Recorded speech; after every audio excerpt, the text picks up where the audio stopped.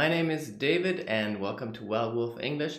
Today's video is a vocabulary focused video and we're going to be looking at another university entrance test question and use that to learn some new vocabulary. So the assignment we're using today is everyone has a different personality.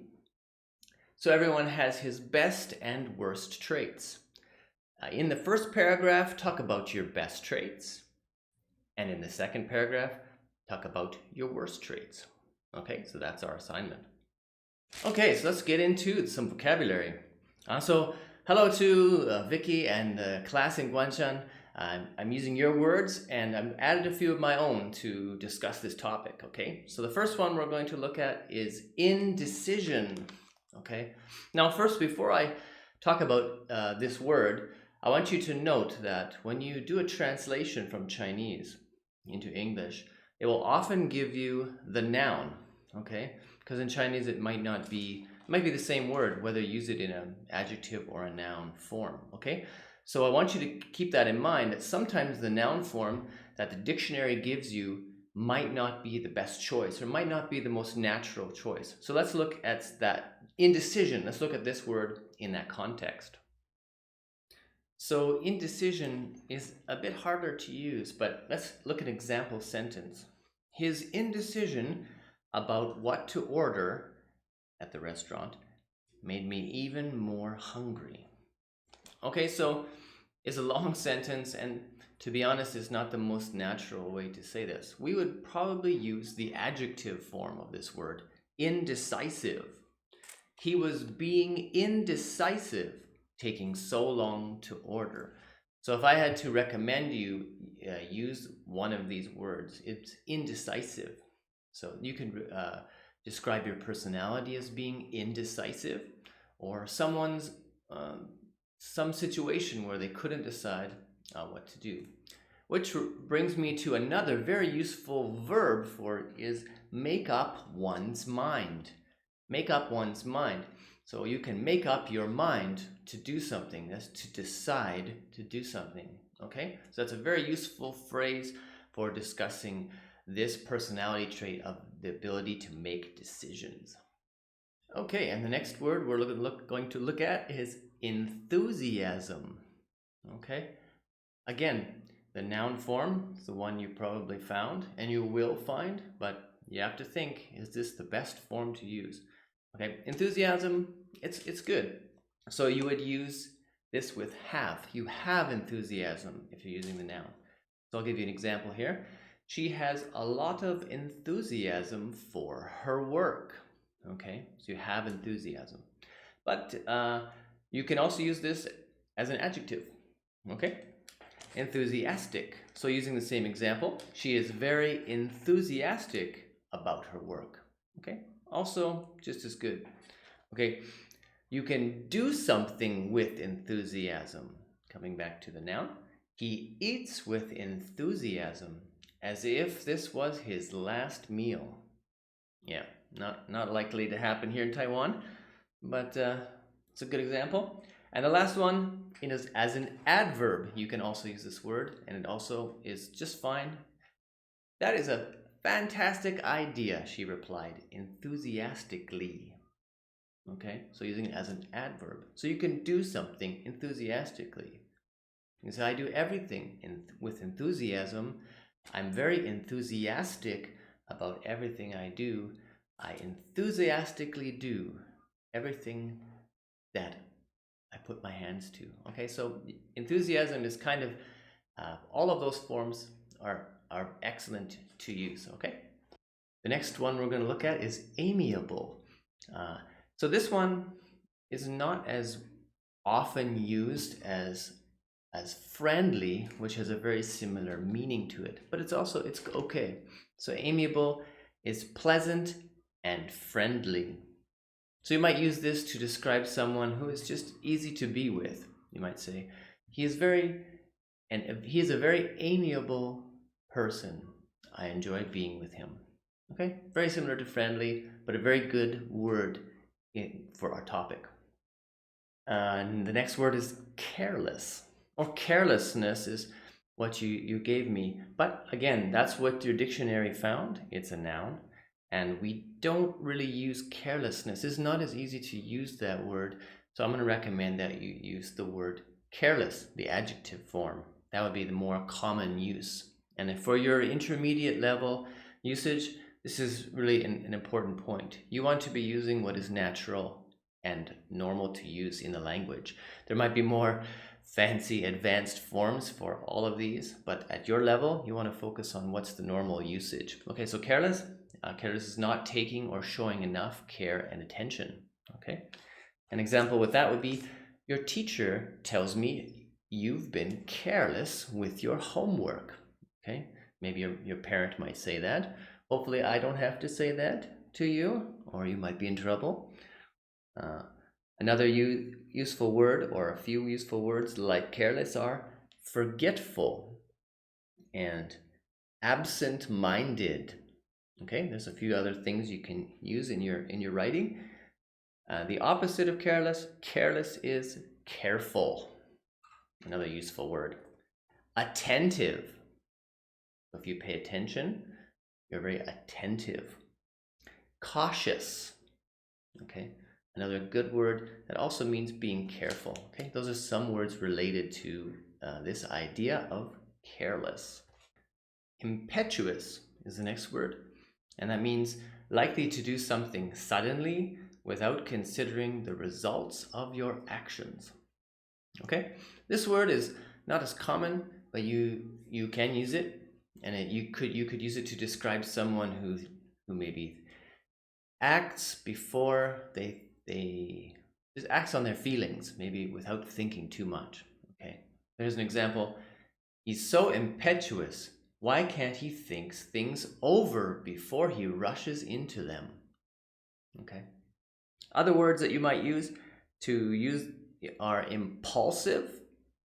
That means you have an impulse or an idea and you just do it. Impulsive. Reckless is another example. And on the positive side of this idea, courageous. You can also say having courage. And the next one, fearless. So those are some related words that also are related to this word that you gave me. All those are excellent words. The next word is optimistic. That's an excellent word. I'm glad you guys picked it. That's a really great one. So optimistic means hoping or believing that good things will happen in the future. Okay, that's the adjective. So someone can be optimistic. So I'm very optimistic about something. I'm an optimistic person. But another way you can use this is an optimist is a person who's optimistic. So we have a word that specifically describes someone who is optimistic, and that is an optimist. Okay, and the noun form is also acceptable. Optimism, also very useful. You can say, I have optimism, right? Well, I think optimistic is the best, but you could use optimism. But I would still, so I suggest use, you see, I just thought, well, we don't use it as naturally. If you were going to describe this idea of having believing good things will happen, you would use optimistic or optimist. Okay, the negative for this is pessimistic. Pessimistic. And a person who is pessimistic is a pessimist. Okay, so that's someone who thinks that bad things will happen. So we have this analogy, the cup. Some people would say the cup is half full. The cup is half full of water. And the other people would say it's half empty. So the pessimist will say it's half empty. The optimist will say it's half full. It's the same thing. Okay. The next word I'd like to look at is talkative. That's a good word to describe someone who likes to talk, or they just talk a lot. So you're a talkative person. The opposite would be someone who is reserved or quiet. You probably already use shy, but there's other words like reserved that you could use to describe someone who isn't talkative. So related to that word talkative, I can introduce this word, extrovert. An extrovert is an energetic person who enjoys being with other people. So usually a talkative person often is extroverted, using the adjective. They are an extrovert, using a noun. Okay.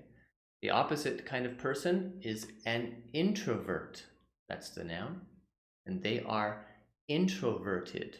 And that kind of person is someone who is shy, quiet, and prefers to spend time alone rather than often being with other people. That's just one definition. And if you're wondering, I'm using the Cambridge Dictionary online to give you these English definitions, and you should definitely check it out. It's a good dictionary. There's the Cambridge Learner's Dictionary also. It's an excellent resource where you can find the English meanings in a more simple and direct way without it's a really great resource for learning.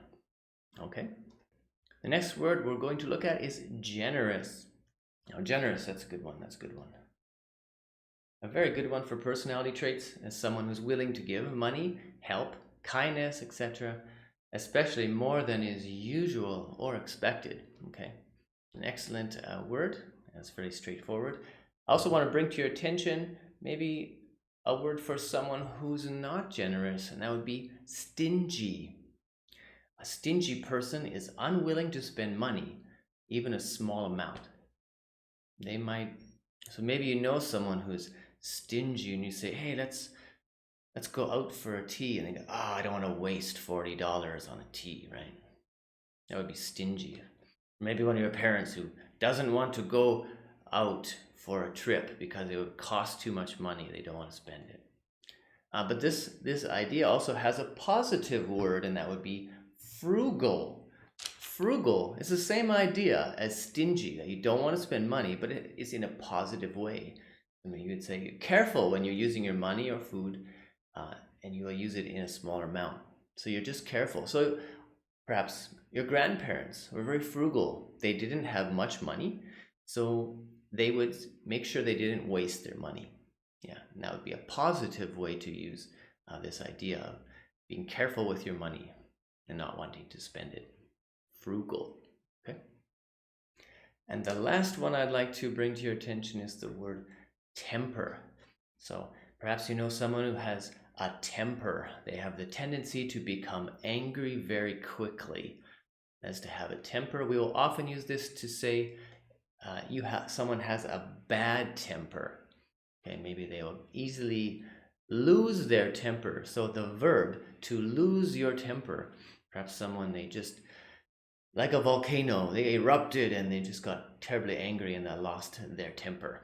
That's a very useful word to talk about someone's personality traits. That might be one of those worst personality traits that you might use. You lose your temper, you have a bad temper. Okay? Oh, I almost forgot. So there's one more. There was an expression that you had given me, and while I understand what it is in Chinese, and when you translate from another language, sayings and idioms, they don't always work out. But so I will give you some idioms, some English sayings that mean pretty much what you're looking for here. The first one is, where there's a will, there's a way. Okay, so when you have will, or you have the willpower to do something, you'll find a way. When there's a will, there's a way.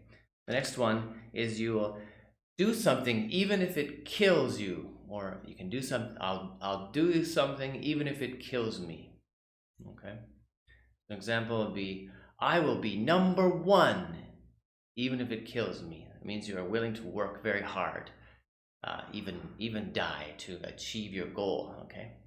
So it's related. Another one would be, you won't take no for an answer. Okay.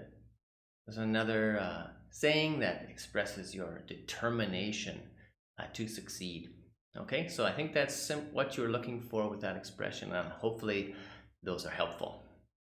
So that's all for this video, and you guys go ahead and do that assignment. Good luck on that, and hopefully you can use some of these words.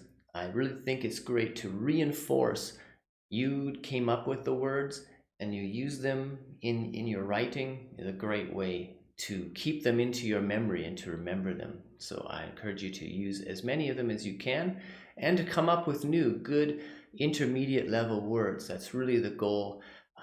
Don't try to be too safe and use simple vocabulary. If I mark your assignment with some red, that's great. That means you're learning something new. I encourage you to try to use more and use this assignment as a learning and not as a test. Okay, it's not a test. It's an opportunity to learn and to practice these new vocabulary. Okay, so good luck, and I'll see you guys later.